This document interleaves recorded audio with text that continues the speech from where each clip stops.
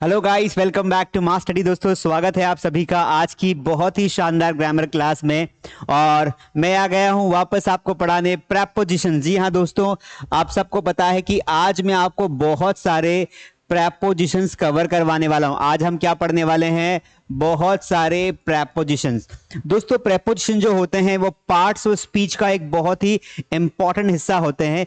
Preposition का मतलब होता है कोई ऐसा एक वर्ड जो किसी नाउन या प्रोनाउन के पहले आकर उसका रिलेशन किसी दूसरी नाउन या प्रोनाउन के साथ करता है। वैसे प्रीपोजिशंस के मैं आज आपको बहुत इंपॉर्टेंट क्वेश्चंस भी करवाने वाला हूं। ऐसे प्रीपोजिशन जो बहुत कंफ्यूजिंग होते हैं, क्योंकि प्रीपोजिशंस का ना एक रूल होता है कि एक ब्लैंक में बहुत सारे प्रीपोजिशन आ सकते हैं। इसलिए आपको रिलेट करना होता है कि भाई कौन सा प्रीपोजिशन कहां और किस कंडीशन में आएगा। जैसे अगर मैं आपको एक एग्जांपल यहां पर करके दिखाऊं, जैसे मैंने कहा कि द केट इज यहां पर sitting, the cat is sitting, खाली स्थान, द टेबल। अब यहां पर जो है आपको बहुत कंफ्यूजन होगा। मान लो मैंने यहां पे चार ऑप्शन दे दिए कि भाई ऑन द टेबल आएगा, कि अंडर द टेबल आएगा, कि अपॉन द टेबल आएगा, कौन सा आएगा, है ना। तो देखो, नियम के हिसाब से यहां पर कैट जो है वो टेबल के अगर ऊपर बैठी होगी, अगर केट टेबल के ऊपर बैठी होगी तो आंसर कौन सा राइट माना जाएगा? ऑन वाला, क्योंकि वो ऊपर बैठी है। अगर केट टेबल के नीचे बैठी होगी तो क्या माना जाएगा? अंडर राइट आंसर माना जाएगा।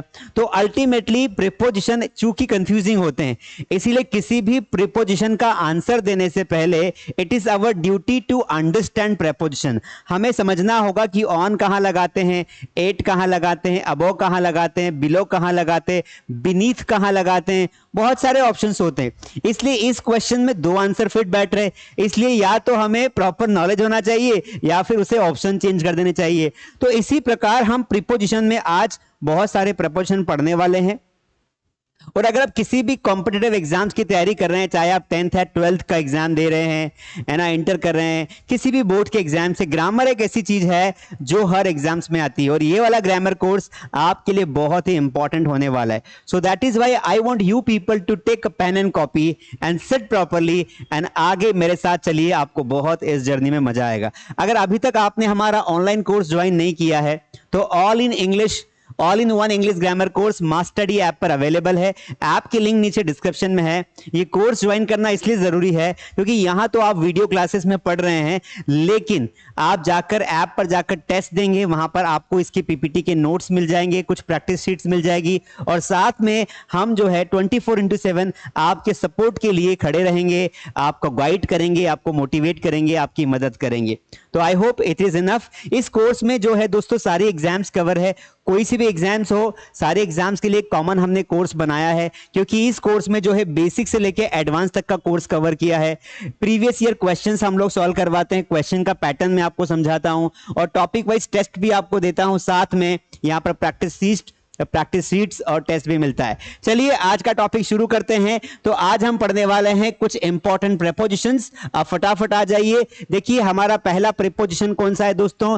That is upon. अब देखिए, आपने ऑन तो पढ़ा होगा, आपने ऑन मैंने पढ़ा दिया। अगर आपने पिछले दो क्लासेस कवर नहीं किए तो दो क्लासेस में भी मैंने प्रेपोजिशन पढ़ाए हैं, जिसमें मैंने बहुत इंपॉर्टेंट प्रेपोजिशंस पढ़ाए हैं, जैसे एट, ऑन, ओवर, अबो। इसके अलावा मैंने इन पढ़ा दिया है, इनटू पढ़ा दिया, बिटवीन पढ़ा दिया, अमंग पढ़ा दिया है। तो इन बाकी के लेक्चर्स में मैंने ये वाले प्रेपोजिशंस कवर किए। आज मैं आपको बहुत ही इंटरेस्टिंग प्रेपोजिशन पढ़ाने वाला हूं। अपॉन, बेसिकली अपॉन का हिंदी मीनिंग होता है पर। क्या होता है? पर। लेकिन हिंदी से काम नहीं चलेगा, क्योंकि हमें सिचुएशन याद करनी पड़ेगी कि कौन सा पर। तो अपॉन का प्रयोग थिंग्स इन मोशन, वस्तुएं जो गति में होकर गिरती है, उनके लिए किया जाता है। एग्जाम्पल के माध्यम से समझते हैं। देखिए दोस्तों, जैसे यहां पर एक टेबल बनी हुई है। क्या बनी हुई है? एक टेबल बनी हुई है। यहां पर एक टेबल है और ये एक पोल है। क्या है? एक पोल है। ये टेबल एक पोल है। अब इस पोल पर एक बिल्ली बैठी हुई है। क्या बैठी हुई है? इस पोल पर एक बिल्ली बैठी हुई है। क्या बैठी हुई है? एक बिल्ली। तो यहां बिल्ली बना देते हैं इस पोल पर, मान लीजिए जगह है, और एक जो बिल्ली है वो बिल्ली इस पोल से कूदती है। क्या करती है? वो बिल्ली इस पोल से कूदती है। अब जब बिल्ली इस पोल से कूदेगी तो टेबल के अंदर घुस जाएगी या टेबल पर रहेगी? तो आप बोलोगे सर टेबल तो स्ट्रांग होती है, तो बिल्ली जब टेबल पर कूदेगी तो वो टेबल पर टिक जाएगी, मतलब उसके सरफेस पर टिक जाएगी। तो अल्टीमेटली एक वस्तु जब गतिशील अवस्था में दूसरी वस्तु पर गिरती है तो वहां पर हम अपॉन का इस्तेमाल करते हैं। बात समझ में आई कि नहीं आई? ये पेन अगर मेरे हथेली पर रखी हुई है तो the pen is on my palm, क्या बोलेंगे? The pen is on my palm, ठीक है। लेकिन अगर ये पेन में जोर से अपने हाथ पर गिराऊंगा, अगर ये पेन में जोर से अपने हाथ पर गिराऊंगा तो ये हो जाएगा कि I am throwing the pen upon my palm. Upon क्यों हुआ? क्योंकि मैं फेंक रहा हूं और ये सरफेस पर गिर रही है। समझ में आया कि नहीं आया? हाँ या ना बोल भाई, समझ में आया? आ गया ना? एक सेकेंड आगे बढ़ जाते हैं। तो उसी प्रकार जब यहां पर मैं अपॉन का एग्जाम्पल दूंगा तो सेंटेंस पता है एग्जाम्पल के रूप में क्या बनेगा? यहां देखो कि the cat is jumping, the cat is jumping upon the table. बात समझ में आई? The cat is jumping upon the table. तो यहां पे अपॉन क्यों लगाया? क्योंकि इस वर्ब से पता चला, ये वाली जो वर्ब है जंपिंग, इससे पता चला कि केट मोशन में। जब एक वस्तु दूसरी वस्तु के अंदर घुस जाती है तो वहां पर इनटू कहलाता है। इनटू कब कहलाता है? जब एक कोई वस्तु घुस जाती है। और अपॉन की जगह पर हम ऑन टू का प्रयोग भी कर सकते हैं। ऑन टू का प्रयोग भी यहां पर हो सकता है क्योंकि ऑन टू का मीनिंग भी सेम होता है। यहां पर एग्जांपल देखते हैं, the dog spring upon the table. Dog जो है स्प्रिंग अपॉन टेबल, डॉग जो है वो टेबल पर कूदा, झपटा, है ना? ये स्प्रिंग का मतलब होता है झपटना या कूदना। तो जो कुत्ता जब टेबल पर कूदेगा तो मोशन में हो जाएगा, और मोशन में होगा और एक वस्तु से कोई व्यक्ति मोशन में दूसरी वस्तु पर जाता है तो वहां पर गतिशील अवस्था के लिए अपॉन का इस्तेमाल किया जाता है। The lion spring upon the prey. Prey का मतलब होता है शिकार। क्या होता है? शिकार होता है, ध्यान रखना। और स्प्रिंग मतलब होता है झपटना या कूदना। तो शेर जो है वो अपने शिकार पर झपटा, तो यहां पर हमने क्या लगा दिया? अपॉन लगा दिया। समझ में आया? इसको थोड़ा सा और मैं आपको डिटेल में समझाता हूं। देखिए आपको कंफ्यूजन ना हो इसीलिए मैं यहां पर हूं। देखो इनटू का मतलब भी होता है गतिशील अवस्था में अंदर जाना। मतलब यहां पर भी क्या होता है कि मोशन होता है, गतिशील अवस्था में प्रवेश करना। यहां पर कोई वस्तु क्या होती है? प्रवेश कर जाती है। जैसे एग्जाम्पल मैंने बताया कि he is jumping into the water, into the river. अब जब कोई व्यक्ति पानी के अंदर कूदेगा, मान लो यहां पर पेड़ है, मैंने कल एग्जाम्पल भी दिया था, और यहां नदी बह रही है, और कोई व्यक्ति अगर पानी के अंदर कूदेगा तो वो पानी में अंदर घुस जाएगा, इसलिए यहां पर इनटू लगाया। जैसे Radhika is coming into the class, तो राधिका क्लास में अंदर घुस रही है, प्रवेश कर रही है, इसलिए इनटू लगाया। जबकि यहां पर आप बात को समझिए, ऑन टू का इस्तेमाल कहां करते हैं दोस्तों? सॉरी अपॉन का। अपॉन लगा लो या ऑन टू, दोनों का मतलब एक ही होता है, ऑन टू या अपॉन। इसमें क्या होता है? गतिशील अवस्था में सतह पर ठहर जाना, सतह पर ठहर जाना, ये वाला मामला है। अब यहां पर जैसे अभी एक एग्जाम्पल दिया था मैंने केट वाला, तो जैसे मैंने फिर से दोहराया कि द केट इज जंपिंग, यहां भी जंपिंग वर्ड है, द केट इज जंपिंग, या इसको ऐसा बोलेंगे कि the cat jumped upon the table. जो बिल्ली थी वो कूदी, कहां कूदी? टेबल पर कूदी। तो एग्जाम्पल के लिए मैंने यहां पे एक डायग्राम भी बनाया है। ये टेबल है, मान लीजिए यहां पर कोई दीवार है, और यहां से जब ये केट ये इधर कूदेगी तो इस सरफेस पर वो टेबल पर टिक जाएगी, इसलिए यहां पर जो प्रेपोजिशन इस्तेमाल होगा दैट वुड बी अपॉन। क्या होगा? अपॉन होगा। समझ में आया? तो बहुत सिंपल सा डिफरेंस है बिटवीन इनटू एंड अपॉन, कि इनटू में कोई वस्तु अंदर घुस जाती है और ऑनटू में सतह पर ठहर जाती है। उसी की जगह पर आप अपॉन या ऑनटू दोनों का इस्तेमाल कर सकते हैं। आगे बढ़ जाते हैं, चलिए वापस आ जाते हैं। तो यहां पर भी ये सेम एग्जाम्पल दिया है। आई होप आपको अपॉन का एग्जाम्पल अच्छे से समझ में आ गया होगा। अगला एग्जाम्पल देखते हैं, अगला प्रिपोजिशन देखिए, यूज ऑफ बिलो। देखिए ये जो बिलो होता है ये किसका अपोजिट होता है दोस्तों? So that is opposite of above. Above का अपोजिट क्या हो जाएगा? बिलो हो जाएगा। अब बस अबो को अगर आपने समझ लिया, अगर आपने अबो को समझ लिया है तो आपको बिलो भी समझ में आ गया होगा। अबो का मतलब क्या होता है कि भाई ऐसी कोई चीज जो इतनी ऊपर है जिसके बारे में अनुमान लगाना मुश्किल है। समझ में आया? ऐसी कोई भी चीज जिसके बारे में अनुमान लगाना मुश्किल है। अब जैसे the aeroplane is flying above the clouds, कल मैंने एग्जांपल दिया था। अगर आपने पिछली क्लास अटेंड नहीं की तो गलती कर रहे हो मेरे दोस्त, जाके अटेंड कर लो। प्लेलिस्ट बनी हुई है, वहां से आपको मिल जाएगा, ठीक है? या तो यूट्यूब पे देख लीजिए या फिर आपको मास्टडी ऐप पर भी अवेलेबल है ये क्लास।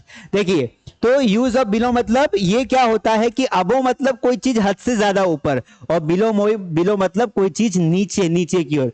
बिलो का प्रयोग लोअर देन से नीचे के अर्थ में होता है। इसे एग्जाम्पल से समझना पड़ेगा। My father is below 70। अब यहां तो खैर इसने स्थान की बात नहीं की है, रूल में देखेंगे तो किसमें बात हुई है? इसमें सबसे पहला एग्जाम्पल दिया है जब किसी एज की बात करते, तो पहले हम क्या करते हैं, पहले हम इसको स्थान के इसमें समझ लेते हैं, ठीक है? यहां पर भी नहीं है, यहां पर भी वो नियम नहीं है, इसमें वो रूल दिया हुआ ही नहीं है। मैं अलग से ऐड करवा देता हूं। देखिए कुछ रूल्स जो है मैं आपको मन से बताऊंगा, वो पीपीटी में नहीं मिलेंगे।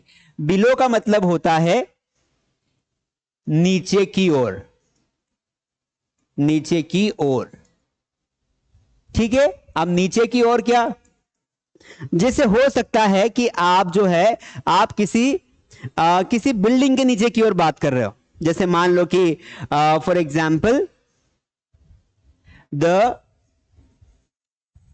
Aeroplane is flying below the clouds।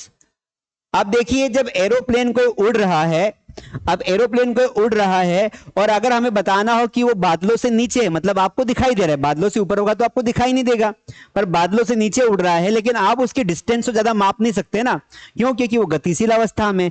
तो जब कोई एक ऑब्जेक्ट गतिशील अवस्था में दूसरी ऑब्जेक्ट के ऊपर होता है या नीचे होता है, तो नीचे वाला पोर्शन दिखाने के लिए आपको बिलो का इस्तेमाल करना है। इसको सीधी भाषा में समझाऊं तो मान लीजिए कि ये 10 माले की बिल्डिंग है। समझ में आ गया? ये 10 माले की बिल्डिंग है ना, मान लेते हैं। और अगर कोई व्यक्ति इसके नीचे खड़ा है, यहां पर खड़ा है, तो अल्टीमेटली ये बिल्डिंग के बाजू में खड़ा है। लेकिन अगर बिल्डिंग के नीचे भी बोले तो उसमें कोई दिक्कत नहीं है। I am standing below the building, तो नीचे की साइड हो जाएगा। क्या हो जाएगा? नीचे की साइड हो जाएगा। तो नीचे की ओर इशारा करने के लिए बिलो का इस्तेमाल किया जाता है। सामान्यतः बिलो का इस्तेमाल बहुत कम होता है, मतलब डिस्टेंस बताने के लिए बहुत कम होता है, एग्जाम में भी नहीं के बराबर आता है, इसलिए पीपीटी में भी हमने उसका रूल कवर नहीं किया। ऐसे मैंने आपको डाउट ना हो इसलिए बता दिया, ठीक है? तो अल्टीमेटली जगह की बात करें, स्पेस की बात करें, तो नीचे की ओर कोई वस्तु नीचे है एक वस्तु के, उसके लिए हम बिलो लगाते हैं। अब वापस रूल पे आ जाते हैं। रूल नंबर 1 जो हमारे पास है वो है कि भाई कोई व्यक्ति जो है उम्र की बात करे, किसकी बात करे? उम्र की बात करे, एज फैक्टर की बात करे, और एक अनुमानित उम्र आपको बतानी हो, कम अनुमानित उम्र बतानी हो। क्या बतानी हो? कम अनुमानित उम्र बतानी हो। अनुमानित का मतलब होता है एक्सपेक्टेड। क्या होता है? Expected. My father is below 70, मेरे पिताजी 70 से कम के हैं। तो अल्टीमेटली ये क्लियर नहीं है कि 70 से कितने कम है, लेकिन हाँ हमने एक आंकड़ा फिक्स किया, 70 से कम है। वो 65 के भी हो सकते हैं, वो 60 के भी हो सकते हैं, 55 के भी हो सकते हैं। तो जब कोई उम्र या कोई मात्रा आपको कम में दिखानी हो, तब आप यहां पर जो है बिलो का प्रयोग कर सकते हैं। आगे बढ़ जाते हैं। यहां पर देखिए, यहां पर रूल नंबर 2 है, बिलो का प्रयोग लेस देन से कम के अर्थ में होता है। अल्टीमेटली इसको समझने के बजाय आप तो ये याद रखो कि जब कोई प्राइस आपको कम दिखानी हो, ठीक है, कोई भी प्राइस टैग लगाओ, आपको आपकी भाषा में समझाता हूं। जैसे है ना, आपका दोस्त एक टी शर्ट खरीद के लाया, ठीक है, अब आपका दोस्त एक टी शर्ट खरीद के लाया, उसने आपको पूछा यार कितने की होगी टी शर्ट। अब आप एक अनुमान बताओगे, क्या बताओगे, टी शर्ट तो तेरी बहुत अच्छी है पर ये 1,000 रुपए से कम की है, तो आपने it is below than 1,000।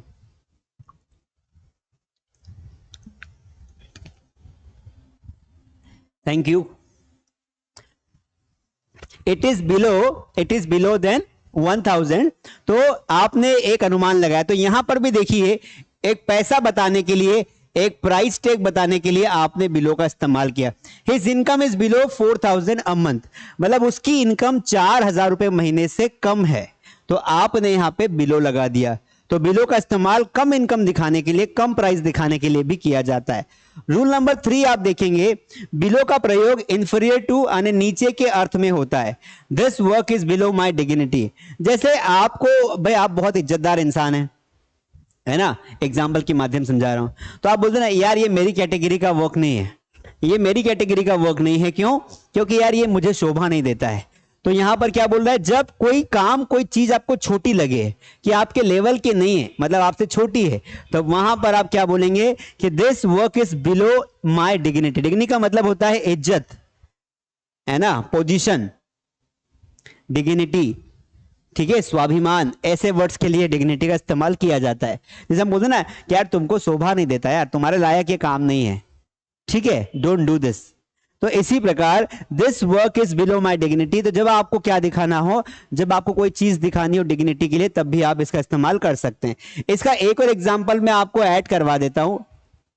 Below का इस्तेमाल हम एक और चीज के लिए करते हैं, जब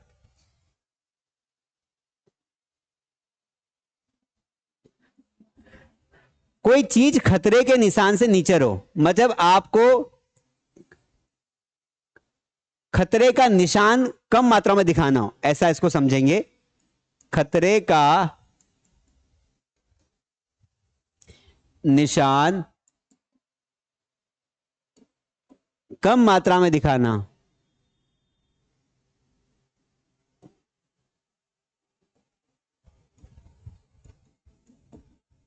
है ना, खतरे का निशान कम मात्रा में दिखाना। जैसे बात को समझना, जैसे कई बार किसी नदी का जो पानी होता है, गंगा यमुना नर्मदा जो रिवर्स है बहुत बढ़िया, इनका जो वाटर लेवल होता है वो खतरे के निशान से नीचे हो जाता है। ऊपर के लिए हम अबो का इस्तेमाल करेंगे, तो नीचे के लिए बिलो का इस्तेमाल करेंगे। तो आप बोलेंगे the water level of Ganga is below the danger line, below the danger line. तो यहां पर जो बिलो का इस्तेमाल किया गया है, ये कम खतरे को दिखाने के लिए किया गया है। तो जब भी कोई खतरा आपको दिखाई रहा, वो कम हो गया हो या उसकी कम की मात्रा दिखानी हो साथियों, तब भी जो है आप क्या कर सकते हैं, आप बिलो के बारे में सोच सकते हैं। आगे बढ़ जाते हैं, देखिए यहां पर यूज ऑफ अंडर। अब ये किसका अपोजिट है, जैसे बिलो अबो का अपोजिट था, तो उसी प्रकार ओवर का अपोजिट क्या होता है, अंडर होता है। तो ओवर मतलब क्या होता है, ऊपर, और अंडर मतलब क्या हो जाएगा, नीचे। तो नीचे की ओर कुछ दिखाना है तो आप अंडर दिखाएंगे। अब अंडर के बहुत सारे एग्जाम्पल्स होते हैं, जैसे वो मेरे अंडर काम करता है, जो बिल्ली है वो टेबल के नीचे बैठी हुई है, हम एक छत के नीचे पढ़ते हैं, we study under a roof. आपने कई एग्जाम्पल सुने हैं, और अंडर एग्जाम में आता भी है, इसलिए इसको ध्यान से समझना और सारे रूल्स को अच्छे से लर्न करना, ताकि आप प्रैक्टिकल एग्जाम्पल से। अच्छा एक बात ध्यान रखना, जब भी हम कोई टॉपिक पढ़ते हैं ना, तो उसको आपको इमेजिन करना है। इंग्लिश जो है, ये जो है साइंटिफिक लैंग्वेज तो है ही है, लेकिन इसको हम डेली लाइफ से रिलेट कर सकते हैं। तो रिलेट कैसे करना, जैसे मैं आपको कोई प्रिपोजिशन समझा रहा हूं कि भाई the cat is sitting under the table, the cat is sitting under the table, तो आपको इमेजिन करना है कि हाँ जो बिल्ली है वो टेबल के नीचे बैठी है, तो नीचे के लिए हम अंडर लगाएंगे। और अगर मैं मान लो टेबल पर कोई चद्दर डाल रहा हूं तो चद्दर टेबल को पूरा ढक रहा है तो उसके लिए ओवर लगाएंगे। तो आपको इमेजिन करना है, बिल्ली टेबल पर कूदी तो आपको अपॉन लगाना है, अगर टेबल पर बैठी है तो ऑन लगाना है। ये सारे के सारे जो एग्जाम्पल्स है बहुत इंपॉर्टेंट है, इसीलिए what you need to do guys, आपको क्या करना है, आपको हर चीज को अच्छे से पढ़ना है। देखिए यहां पर आ जाते हैं, यूज ऑफ अंडर, है ना। तो यहां पर देखिए अंडर का प्रयोग सामान्यतः नीचे की ओर किया जाता है। अब नीचे तो कई प्रकार के होते हैं, सबसे पहले हम पोजीशन की बात करेंगे। तो पहला नियम पोजीशन के सेंस में आएगा। किसके सेंस में आएगा? पोजीशन के सेंस में आएगा। यहां पर एग्जांपल देखिए, he was sitting under the tree, he was sitting under the tree. अब यहां पर देखिए कि मान लीजिए एक पेड़ है ना, और इस पेड़ के नीचे कोई एक व्यक्ति बैठा है, दिख रहा है आपको? इस पेड़ के नीचे कोई एक व्यक्ति बैठा है, इस तरीके से लंबे पैर करके बढ़िया बैठा हुआ है, ये उसके हाथ हैं। अब ये बैठा हुआ है पेड़ के नीचे, तो ये अंडर द टेबल है। मतलब जब हम किसी, हमारे ऊपर कोई बड़ी वस्तु है, हमसे बड़ी है, और उस वस्तु की परछाई या फिर उस वस्तु का सहारा हमें है, मतलब हम उससे ढके हुए हैं। एक शब्द का ध्यान रखना, अगर आप उससे ढके हुए हैं मतलब वो चीज अगर आपको कवर्ड कर रही हो तो वहां पर अंडर आएगा। समझ में आया? तो यहां पर he was sitting under a tree, वो पेड़ के नीचे बैठा है, और नीचे बैठा है तो पेड़ की छाया या पेड़ की शाखाएं उसे कवर कर रही है। दैट इज वाई यहां पर जब कोई चीज नीचे की ओर दिखानी हो और ऊपर से पूरी हम लोग कवर्ड है तो वहां पर आपको अंडर लगाना है। समझ में आया? अगर आपको मेरा पढ़ाने का तरीका अच्छा लग रहा हो तो आपसे एक विनती है, एक निवेदन है, एक रिक्वेस्ट है कि आप प्लीज वो सारे स्टूडेंट्स जो किसी न किसी कॉम्पिटिटिव एग्जाम की तैयारी कर रहे हैं, किसी न किसी परीक्षा की तैयारी कर रहे हैं, चाहे रेलवे हो, एसएससी हो, बैंकिंग हो, एसएसबी हो, आर्मी हो, पुलिस हो, डॉक्टर के एग्जाम्स हो, कोई सी भी एग्जाम की तैयारी कर रहे हो, अगर उसमें इंग्लिश ग्रामर आती है तो आप हमारे इस कोर्स को उसे रेफर कर सकते हैं, उसे बता सकते हैं कि भाई मास स्टडी पर ग्रामर का कोर्स है, बहुत बढ़िया है, आप उसे जरूर ज्वाइन करें ताकि आपके एग्जाम बिल्कुल सिंपल लेवल में निकल जाए और इंग्लिश के संबंधित कोई दिक्कत आपको ना हो। तो ये काम जरूर कर दीजिए। He was sitting under the tree, वह पेड़ के नीचे बैठा है। The cat is sitting under the chair। अब यहां पर भी सेम है कि जो बिल्ली है, the cat is sitting, बिल्ली बैठी है, कहां बैठी है? चेयर के नीचे। अब मान लेते कि ये चेयर है, ये क्या है? ये कुर्सी है भैया, है ना। अब ये कुर्सी है, अब इस कुर्सी के नीचे एक बिल्ली बैठी हुई है। क्या बैठी हुई है? बिल्ली। तो अगर ये कुर्सी के नीचे बिल्ली बैठी है तो चूंकि ये जो कुर्सी है उसने इसे कवर कर रखा है, तो the cat is sitting under the chair. तो ऐसे बहुत सारे एग्जाम्पल हैं, जैसे एक एग्जाम्पल हम अधिकतर देते हैं, एग्जाम में आता भी है कि we study under one roof, हम एक छत के नीचे पढ़ते हैं। क्या मीनिंग हुआ इसका? हम एक छत के नीचे पढ़ते हैं।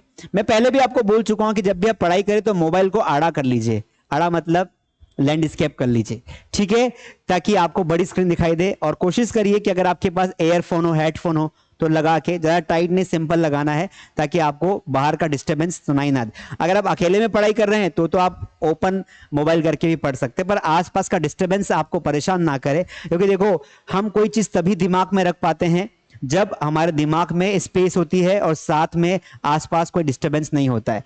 अकेले में पढ़ोगे तो आपको जो कंटेंट में बोल रहा हूं पूरा का पूरा दिमाग में घुसेगा, क्योंकि आपको कोई और चीज आपको सुनाई नहीं दे रही। आसपास बहुत क्राउड है, माहौल बना हुआ है, और कोई सुंदर सी स्त्री, सुंदर सी लड़की अगर साइड में बैठी है तो लड़के तो वैसे भी पढ़ाई नहीं कर पाते, उनको डिस्टरबेंस होता है। तो कोशिश करिए कि अपने ध्यान को कंट्रोल करने की कोशिश करिए।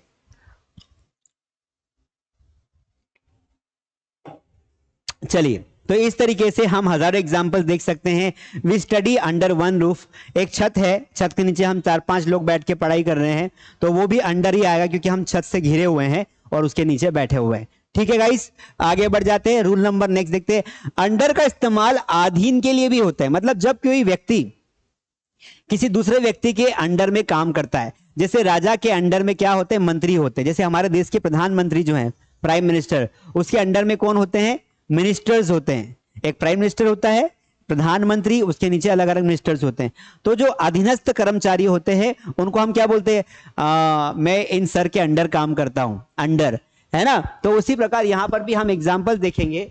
देखिए एग्जाम्पल देखते हैं कि a writer is under the publisher. अब एक जो बुक लिखने वाला होता है वह पब्लिशर के अंडर काम करता है। तो पब्लिशर बड़ा अधिकारी हो गया, यहां पर ऐसे समझेंगे कि बड़ा अधिकारी हो गया और उसके नीचे छोटा अधिकारी हो गया। तो ये व्यक्ति क्या आ रहा है, इसके अंडर आ रहा है, तो यहां पर ये अंडर का इस्तेमाल किया जाएगा।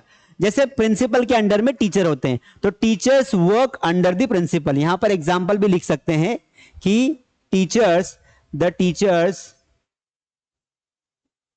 Work under principal, under the principal. आप समझ में आया। तो यहां पर हमने कौन सा प्रीपोजिशन लगाया, teachers work under the principal. Teacher principal के अंडर में काम करते हैं। आगे बढ़ जाते हैं। Administrator is under the government. जो प्रशासन होता है वो सरकार के अधीन काम करता है। जितने भी जो अधिकारी होते हैं गवर्नमेंट के, जैसे कलेक्टर हो गया, एसपी हो गया, पुलिस वाले हो गए, है ना, पटवारी हो गया, ये सभी लोग किसके अंडर में काम करते हैं, इनके ऊपर होता है शासन, मतलब गवर्नमेंट, सरकार। जिनकी भी सरकार होती है उनके अंडर में काम करते हैं। समझ में आया। तो जब कोई एक व्यक्ति दूसरे व्यक्ति के अंडर में काम करता है वहां पर हम अंडर लगाते हैं। Next rule is there, under का प्रयोग लेस देन से कम के अर्थ में होता है।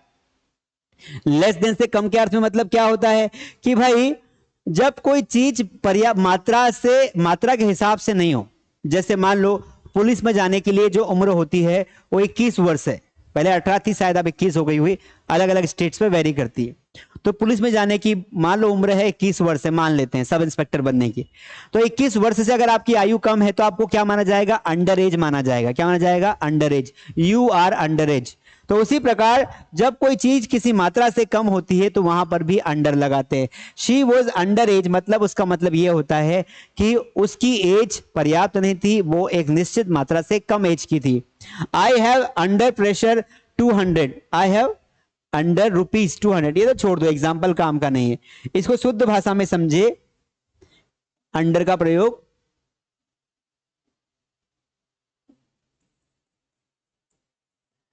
एक निश्चित, मतलब रिक्वायर्ड, इसको ऐसे समझो, रिक्वायर्ड मात्रा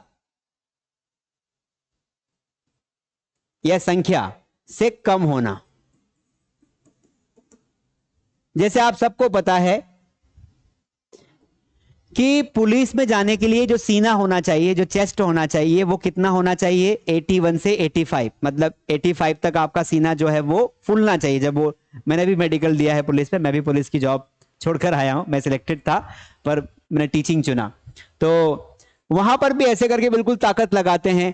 तो व्हाट आई मीन टू से इज गाइस कि अच्छा, आपके मन में जरूर क्वेश्चन आ रहे होंगे कि सर सच में, बिल्कुल भाई, मेरी पोस्टिंग सागर डिस्ट्रिक्ट में हुई थी। मध्य प्रदेश में एक डिस्ट्रिक्ट आता है सागर, भिंड मुरैना के आसपास ही होगा, सागर एक संभाग है, वहां पर मेरी पोस्टिंग हुई थी। मैं भी गया था पर आ गया, कर नहीं पाया, ठीक है, क्योंकि अगर वहां रहता तो यहाँ पढ़ाता कौन, इसीलिए। तो मैं एक बात समझा जीवन से, आपको बता देता हूं दोस्तों कि लाइफ में जो भी होता है अच्छे के लिए होता है। आप अपना 100% दीजिए, फिर भी अगर किसी नौकरी में आपका नहीं होता है तो गॉड ने आपके लिए बेटर प्लान करके रखा है, क्योंकि नॉलेज कभी खराब नहीं होता। मैंने अलग अलग नौकरी के लिए ट्राई किया, अंततः मैं टीचिंग में आया और टीचिंग में मैं जॉब कर रहा हूं। I am happy with my life. मैं बहुत खुश हूं ताकि आप लोगों तक पढ़ा पाया। तो यहां पर जैसे मुझे देखकर बोला गया था कि यू आर अंडर चेस्ट, मतलब क्यों बोला, क्योंकि उस समय मेरा चेस्ट उस लायक नहीं था, मतलब चेस्ट जो था वो उतना फुल नहीं रहा था। खैर बाद में सब हो गया मैनेज, डिप सिप्स लगा के। तो जैसे एक एग्जांपल से समझते हैं,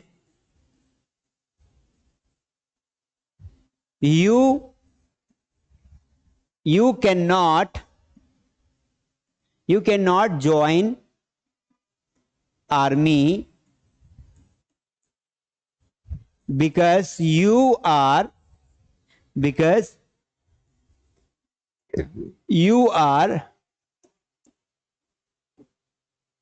अंडर एज।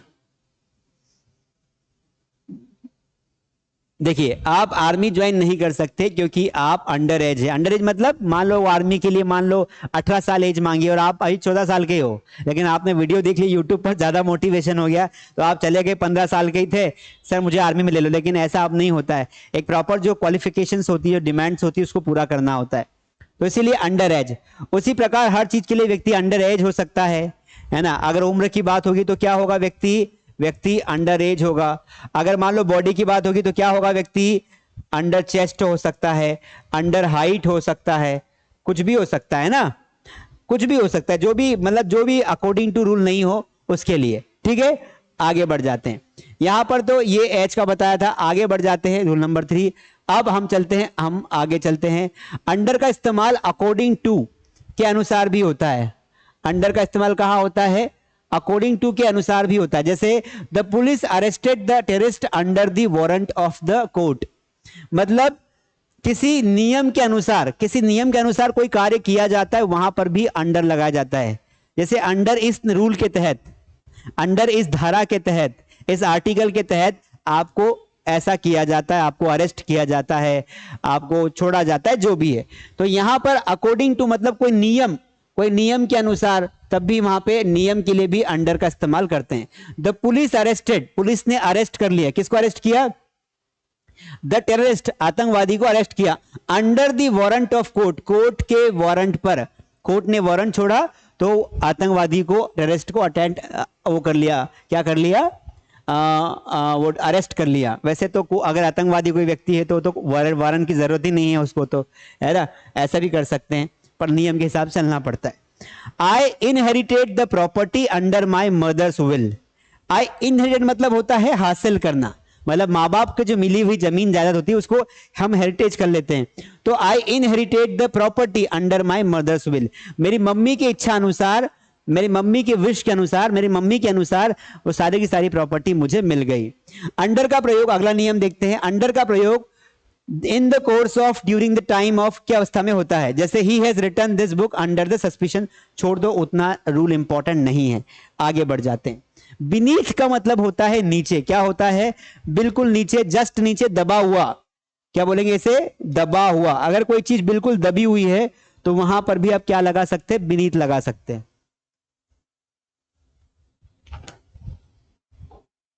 चलिए आगे बढ़ते हैं।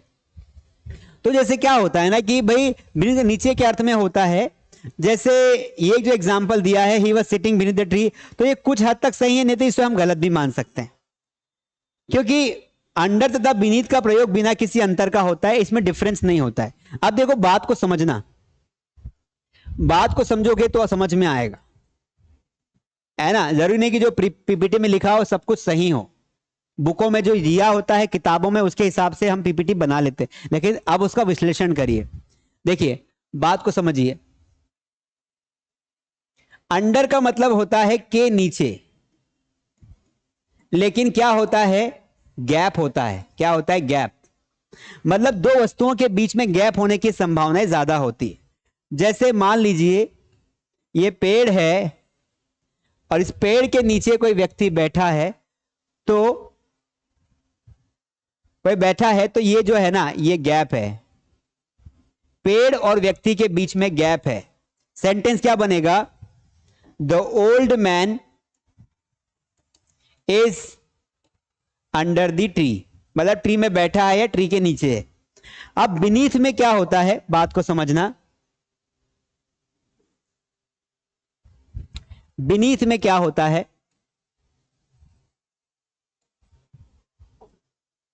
बीनीथ में क्या होता है, इस बात को समझो।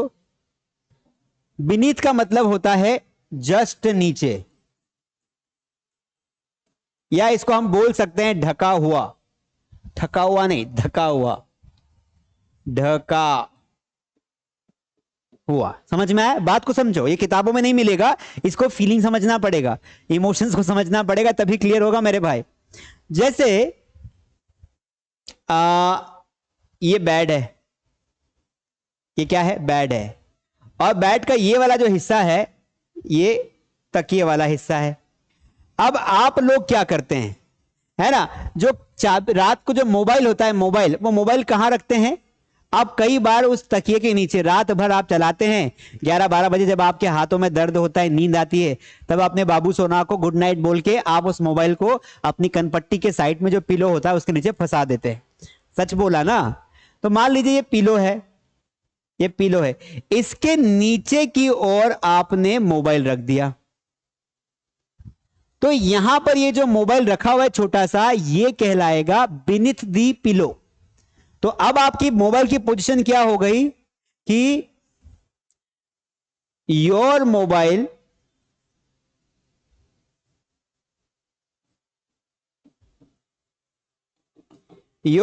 Is kept beneath the pillow. आपका जो मोबाइल रखा हुआ है वो कहां रखा हुआ है? पिलो के जस्ट नीचे। समझ में आया? The baby is beneath the towel. Under भी बोल सकते हैं, अंडर आ सकता है, कोई बड़ी चीज नहीं, लेकिन नॉर्मली जब कोई चीज चिपकी हुई हो तो वहां पर वो बीनीथ। आपको ऐसे समझाऊं, जैसे अगर इन दोनों के बीच में गैप है तो अंडर के आने के चांसेस ज्यादा है कि the pen is under the book. लेकिन अगर जस्ट चिपकी हुई है तो नीचे ना, ये देखो ये नीचे ही है ना बुक के, तो the pen is beneath the book. समझ में आया? वैसे अंडर भी आ सकता है। कुछ लोग आई अग्री कि अंडर बीनीथ में कोई अंतर नहीं है, पर समझने के दृष्टिकोण से हम एग्जांपल्स के माध्यम से समझ सकते हैं। ठीक है, इस तरीके से। पर बीनीथ का सिर्फ इस्तेमाल जगह के लिए किया जाता है, जगह के लिए। अंडर का इस्तेमाल एज के लिए किया जाता है ना। हमने जो एग्जाम्पल देखे अंडर के वो बहुत सारे देखे, जैसे अधीन में कोई व्यक्ति किसी के अंडर में काम कर रहा है तब करते हैं, कोई व्यक्ति चीज मात्रा से कम होती तब करते हैं। तो अंडर के बहुत सारे एग्जाम्पल है। बीनीथ का एक ही एग्जाम्पल है, वो है किसी चीज की मात्रा से कम होना। अब अगला एग्जाम्पल हम देखते हैं, बिहाइंड। बिहाइंड का मतलब होता है पीछे, ये तो आपको पता ही होगा। बिहाइंड का मतलब होता है पीछे। सीधी सी बात है, अगर मैं यहां खड़ा हूं तो बोर्ड मेरे कहां है? पीछे, पीछे के साइड है ना। There is a smart board behind me. Simple है। तो ये तो अंडरस्टैंड वाला मामला है, इसलिए एग्जाम में ज्यादा क्वेश्चंस इसके आते नहीं है। एग्जाम में वही क्वेश्चंस आते हैं जिनमें कंफ्यूजन होता है, जिनमें सेपरेट करना आसान होता है। जैसे अमंग और बिटवीन का क्वेश्चन आपको एग्जाम में आएगा, ऑन, एट, इन वाला क्वेश्चन आएगा, है ना। इसके अलावा बिसाइड और बिसाइड्स वाला ऑप्शन आएगा, क्वेश्चंस आएंगे। बिहाइंड बिहाइंड के क्वेश्चंस बहुत कम आते हैं अगर हमें इसका शाब्दिक अर्थ पता है। शाब्दिक अर्थ मतलब इसका मीनिंग और इसकी सिचुएशन पता है कि हाँ कोई चीज पीछे की ओर होती है तो हम लगाते बिहाइंड, तो भी आपका काम हो जाता है। एग्जाम्पल देखिए, बिहाइंड का प्रयोग एट द बैक ऑफ यानी पीछे के अर्थ में होता है। My daughter was hiding behind the door. मेरी बच्ची जो है दरवाजे के पीछे छुप रही थी।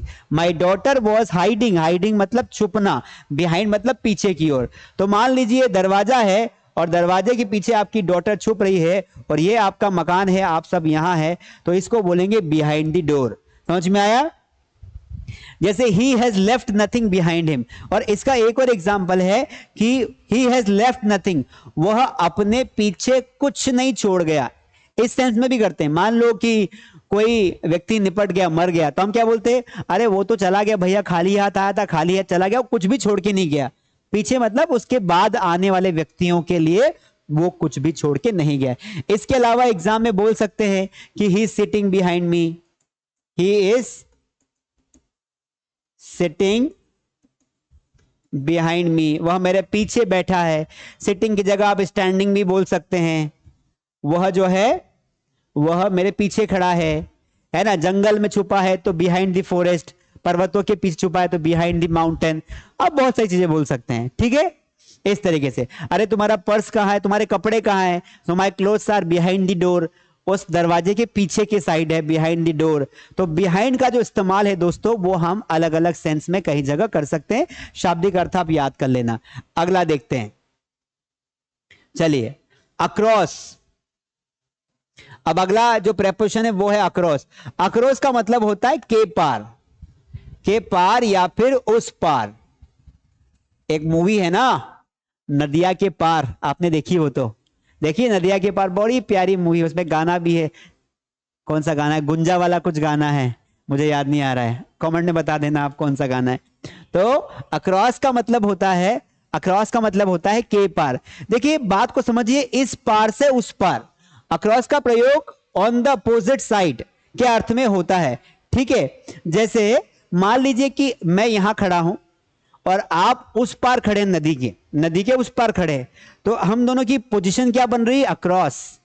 अगर पास पास सामने सामने खड़े हैं ना, तो वो होता है इन फ्रंट ऑफ या अपोजिट, इन फ्रंट ऑफ या अपोजिट। जैसे मान लो कि मैं यहां खड़ा हूं और आप यहां खड़े हैं, तो यहां पर दो पोजीशन बनती है दोस्तों। यहां पर एक तो बनती है अपोजिट, एक क्या बनती है, अपोजिट, और एक बनती है in front of. In front of मतलब सामने, इन फ्रंट ऑफ, ठीक है। लेकिन अक्रॉस का मतलब होता है नदिया के पार। किसके पार, नदिया के पार, ठीक है। तो देखिए अक्रॉस का प्रयोग अपोजिट साइड के लिए होता है। My elder sister leaves across the Ganga river, मेरी जो बड़ी बहन है, एल्डर मतलब बड़ी बहन, यंगर मतलब छोटी बहन, मेरी जो बड़ी बहन है वो नदिया के उस पार रहती है। तो भाई सीधी सी बात है, अगर यहां ब्लैंक आएगा तो आप आराम से लगा दोगे अक्रॉस, क्यों, क्योंकि नदी में तो रहती नहीं है, इसलिए इन द रिवर तो आ नहीं सकता कि भाई माई एल्डर सिस्टर लीव्स। अब मान लेते हैं यहां पर आपको चार ऑप्शन आ गए, एक तो आ गया इन, एक तो आ गया बिलो, एक तो आ गया 8, और एक आ गया अक्रॉस। तो यहां पर अगर मान लेते हैं ना भाई, क्या मान लेते हैं कि यहां पर खाली स्थान आ गया, ये देखो खाली स्थान बन गया। My elder sister leaves the Ganga river, अब मेरी बहन रहती है गंगा रिवर, तो कहां रहती है बताओ। तो आप ऑप्शंस को चेक करेंगे, इन लगाएंगे तो मीनिंग क्या होगा, गंगा के अंदर रहती है क्या, क्योंकि इनका मतलब तो अंदर होता है, तो गंगा में तो रह नहीं सकती है। गंगा के नीचे भी नहीं रह सकती है, 8 आने भी पर होता है, गंगा के ऊपर भी नहीं रह सकती है, तो रहेगी कहां, गंगा के उस पार। तो अक्रॉस का मतलब होता है उस पार, ठीक है, समझ में आया। My school is across the Narmada river, मतलब मेरी स्कूल नर्मदा रिवर के उस पार है। समझ में आया कि नहीं आया, आया ना बोल भाई, आया कि नहीं आया। एक वर्ड होता है अलोंग, क्या होता है अलोंग, अलोंग मतलब होता है बाय साइड, मतलब जैसे ही अगर कोई चीज साइड से हो, जैसे रिवर है और रिवर के साइड से अगर आप हो, ये रिवर के साइड से आपका मकान बना हुआ है, तो ये कहलाएगा आपका along the Ganga river. Along मतलब जैसे गंगा नदी होती है उसके साइड से मकान बने होते हैं, मंदिर बने होते हैं, उसको अलोंग बोलते हैं, है ना। और अक्रॉस मतलब अपोजिट साइड में, अपोजिट। आगे बढ़ जाते हैं, अक्रॉस का प्रयोग from one side to another side, मतलब एक छोर से दूसरी छोर के लिए भी होता है। जैसे there is a bridge across the river, अब जो ब्रिज होता है वो एक छोर से दूसरे छोर को जोड़ता है। जैसे नदी बह रही है ना, और इस पर एक ब्रिज बना हुआ है। अब ये ब्रिज कैसा बना हुआ है, ऐसा, ये ब्रिज है, इधर रास्ता जा रहा है, ये इधर रास्ता जा रहा है। तो जब रिवर के, जब कोई ब्रिज एक छोर से दूसरे छोर को जोड़ता है, वहां पर भी अक्रॉस आता है। अक्रॉस का प्रयोग on the both the sides के भी लिए होता है। There was a trees across the house, वही बात है कि भाई दोनों साइड जो है, जो घर है उसके दोनों साइड में पेड़ लगे हुए हैं। एग्जाम्पल हमको ये समझा रहा है कि मान लीजिए ये घर है और इसके दोनों साइड क्या है, इसके दोनों साइड क्या है, पेड़ लगे हुए हैं। तो बोथ साइड्स के लिए भी हम इस्तेमाल करते हैं अक्रॉस का। There were trees across the house, मतलब घर के दोनों साइड, आइट साइड, आजू बाजू में क्या लगे थे, ट्रीज लगे हुए थे। समझ में आ गया। तो अक्रॉस का मेन रूल तो यही होता है, इस पार से उस पार ले जाना, इस पार से उस पार। बाकी जो है आप देख सकते हैं कि और भी इस्तेमाल आप कर सकते हैं। अबाउट, अबाउट का मतलब देखिए दोस्तों, अलोंग तो आने वाला है। अबाउट, अबाउट क्या होता है, अबाउट यानी होता है के बारे में, आपने पढ़ा होगा। बहुत सारे अलग अलग इस्तेमाल होते हैं अबाउट के, ये दिखने में बहुत छोटा है लेकिन हाँ बहुत बड़ा भी है। के बारे में होता है, what do you know about this incident, तुम इस इंसिडेंट के बारे में क्या जानते। जैसे हम किसी को बोलते हैं what do you know about me, तुम मेरे बारे में क्या जानते। जैसे एक पुलिस होती है, वो जो चोर पकड़े जाते हैं उनको बहुत ज्यादा पूछती पूछती है कि बताओ तुम इस घटना के बारे में क्या जानते हो। व्हाट डू यू नो, यही वाला सेंटेंस है, what do you know about this incident. तो अबाउट का मतलब हुआ कि किसी बारे में बताना। He has doubt about his honesty, है ना, he has doubt about his, उसे खुद की ईमानदारी पर शक है, उसे लगता है कि वो बदल सकता है। तो किसी भी पैटर्न में अबाउट मतलब जहां पर हिंदी शाब्दिक अर्थ है, कोई नियम नहीं है, शाब्दिक अर्थ याद रखना है कि जहां पर भी अबाउट आए उसका मतलब होता है के बारे में, है ना। अबाउट का प्रयोग लगभग, यहां ये वाला काम का चीजें लगभग के लिए होता है। दोस्तों प्रीपोजिशन सिर्फ स्पेसिफिक क्वेश्चंस के लिए नहीं आते हैं, ये नहीं कि प्रीपोजिशन का स्पेसिफिक क्वेश्चन आएगा उसे आप सॉल्व करेंगे, नहीं। कई बार क्या होता है कि जब आप अनसीन पैसेज सॉल्व करते हैं, अनसीन पैसेज एग्जाम में सॉल्व करते हैं, तब भी आपको पूछा जाता है, क्या कहता है, आपको पूछा जाता है, ठीक है। तो अनसीन पैसेज जब आप सॉल्व करते हैं तब भी आपको एक समझ में आता है कि अच्छा इस प्रीपोजिशन से इस सेंटेंस का मीनिंग ये निकल रहा है। इट इज अबाउट 8 o'clock, मतलब भाई किसी ने पूछा कितने बज रहे हैं, तो आपने कहा कि इट इज अबाउट 8 o'clock, मतलब 8, लगभग 8 बज रहे हैं। तो अबाउट, जैसे आपने कहा कि ही वॉज अबाउट 18, मतलब वो लगभग 18 साल का था। ही वॉज अबाउट 18, वो लगभग क्या था, 18 साल का था। तो अबाउट का मतलब होता है आसपास, जजमेंट लगाना, ठीक है, समझ में आ रहा है।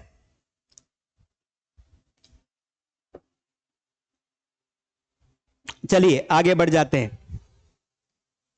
ये अलोंग पढ़ाऊं उसके पहले एक वर्ड और आपको यहां का यहां बता देता हूं, अबाउट टू।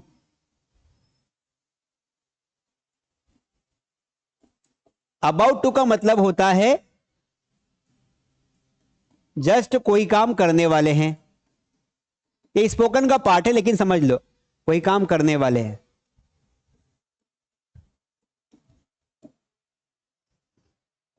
देखिए जैसे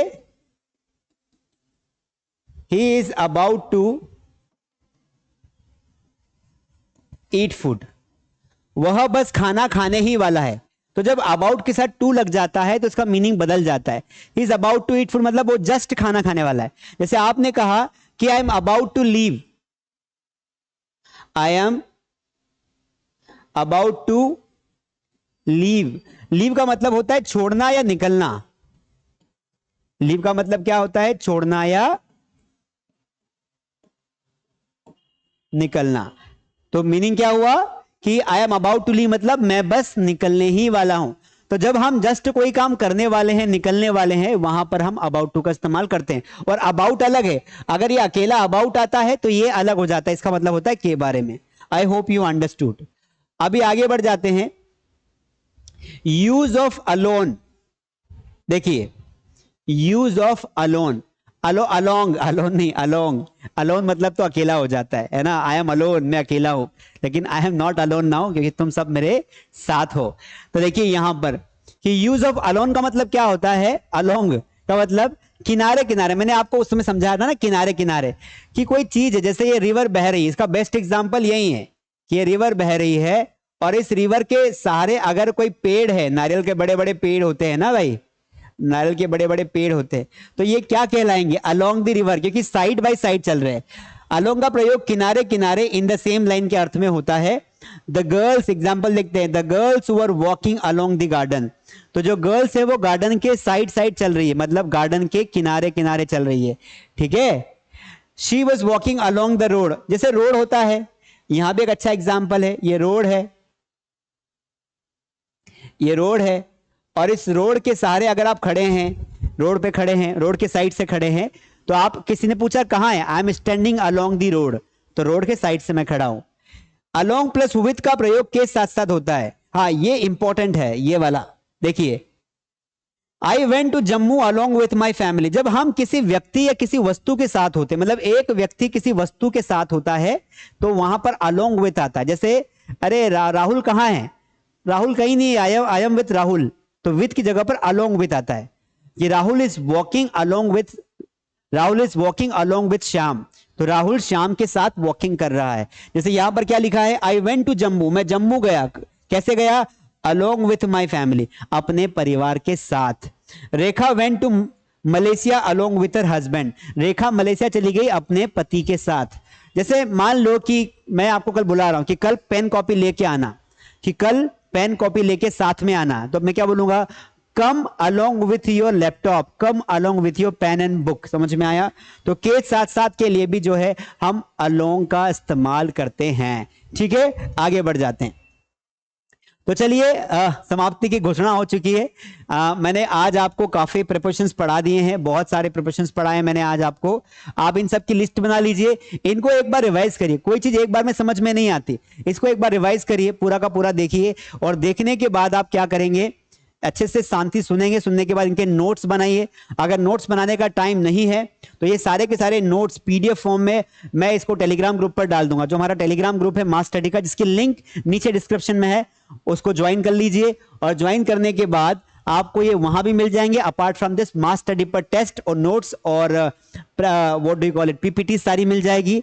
और अगर आप हमारा ऑनलाइन कोर्सेज ज्वाइन करना चाहते हैं तो हमारे जो अलग अलग कोर्सेज हैं वो आप ज्वाइन कर सकते हैं साथियों।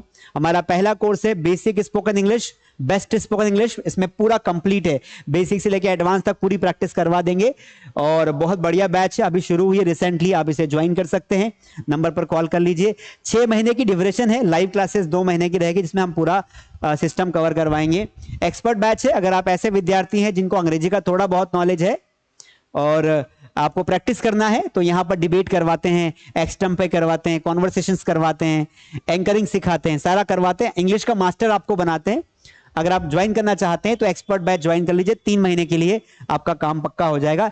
इसके अलावा पर्सनल क्लासेस, अगर आप अधिकारी बन जाए, बड़े आदमी बन जाए, पैसे की दिक्कत ना हो तो अकेले भी पढ़ सकते हैं। बहुत सारे लोग, बड़े बड़े सेलिब्रिटीज हमारे पास अकेले पढ़ते हैं, वो बैच में नहीं पढ़ते हैं।